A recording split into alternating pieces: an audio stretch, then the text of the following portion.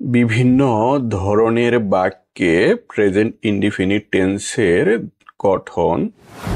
Yes no কোশ্চেনের ক্ষেত্রে do অথবা ডাজ প্লাস সাবজেক্ট প্লাস মূল ভার্ব এর প্রেজেন্ট ফর্ম প্লাস অবজেক্ট বা অন্যান্য প্লাস প্রশ্নবোধক চিহ্ন।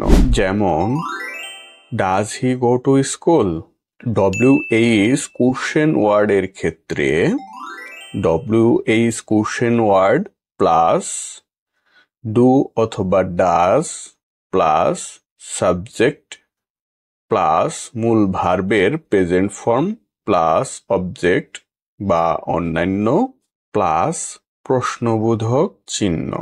যেমন where do you live in negative বাক্যের ক্ষেত্রে সাবজেক্ট প্লাস ডু অথবা ডাজ প্লাস নট অথবা ডোন্ট অথবা ডাজন্ট প্লাস মূল ভার্বের প্রেজেন্ট ফর্ম প্লাস অবজেক্ট বা অন্যান্য।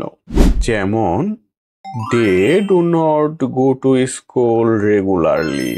নেগেটিভ ইন্টারোগেটিভ বাক্যের ক্ষেত্রে ডন্ট অথবা ডাজন্ট প্লাস সাবজেক্ট প্লাস মূল ভার্বের প্রেজেন্ট ফর্ম প্লাস অবজেক্ট বা অন্যান্য প্লাস প্রশ্নবোধক চিহ্ন। যেমন don't you want to play football. এতক্ষণ যে বাক্যগুলো আমরা ব্যবহার করলাম এই বাক্যগুলো ছিল ডুইং ভার্ব দিয়ে করা, অর্থাৎ এখানে আমরা ডু অথবা ডাজকে অক্সিলিয়ারি হিসেবে ব্যবহার করেছি। এখানে ডাজ ব্যবহৃত হচ্ছে যখন subject third person singular number হয়েছে।